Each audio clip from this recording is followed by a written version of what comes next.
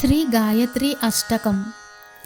ఉషఃకాలగమ్యాముదాత్తస్వరూపాం అకార ప్రవిష్టాముదారాంగభూషాం అజేసాదివంద్యామజార్చాంగభాజా మనోపమ్యరూపాం భజామ్యాదిసంధ్యాం.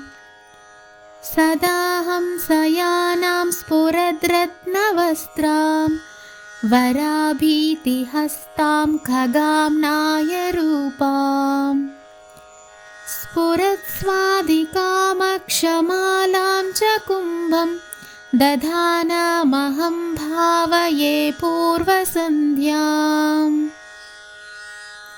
స్ఫురచ్చంద్రకాంతాం శరచ్చంద్రవక్త్రాం మహాచంద్రకాంతాద్రిపీనస్తనాఢ్యాం త్రిశూలాక్షహస్తాం త్రినేత్రస్య పత్నీం వృషారూఢపాదాం భజే మధ్యసంధ్యాం.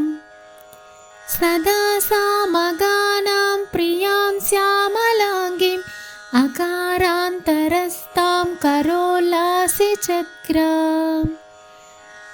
గదాపద్మహస్తాం ధ్వనత్పాంచజన్యాం ఖగేశోపవిష్టాం భజే మాంతసంధ్యాం. ప్రగల్భస్వరూపాం స్ఫురత్కంకణాఢ్యాం అహం లంబమానస్తనప్రాంతహారాం మహానీలరత్నప్రభాకుండలాభ్యాం స్ఫురత్స్మైరవక్త్రాం భజే తుర్యసంధ్యాం. హృదంభోజమధ్యే పరాం నాయమీడే సుఖాసీనసద్రాజహంసాం మనోజ్ఞాం. సదా హేమభాసాం త్రయీవిద్యమద్యాం భజామస్తు వామో వదామ స్మరామః. సదా తత్పదైస్తూయమానాం సవిత్రీం వరేణ్యాం మహాభర్గరూపాం త్రినేత్రాం. సదా దేవదేవాదిదేవస్య పత్ని మహం ధీమహీత్యాదిపాదైకజుష్టాం.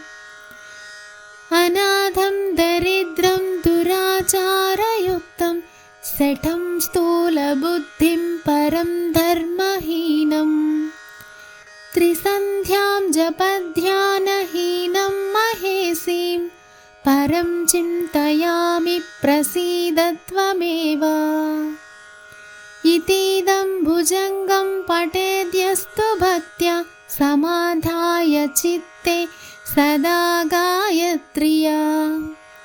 త్రిసంధ్యస్వరూపాం త్రిలోకైకవంద్యాం సముక్తో భవేత్ సర్వపాపైరజస్రం.